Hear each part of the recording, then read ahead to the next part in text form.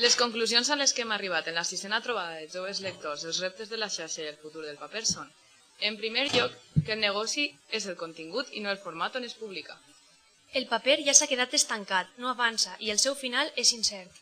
Encara no hi ha un consens entre la figura del periodista orquestra i els que no ho són.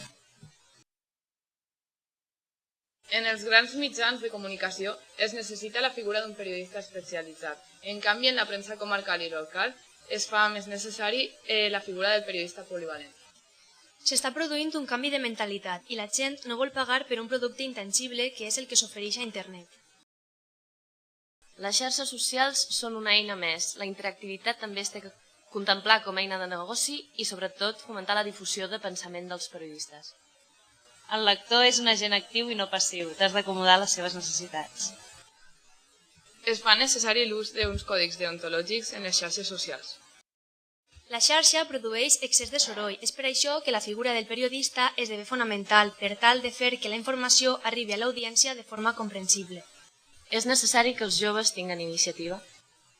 La premsa comarcal necessita més inversió. La premsa comarcal ha d'apostar més per la digitalització. Actualment pareix estar arcaïtzada. Hi ha diferències entre l'edat dels lectors. El lector adult no pagarà premsa comarcal per internet, mentre que potser els natius digitals, la població jove, sí que ho faran. Finalment, a banda de la crisi, la comunicació sempre serà necessària, així que la solució és creativitat.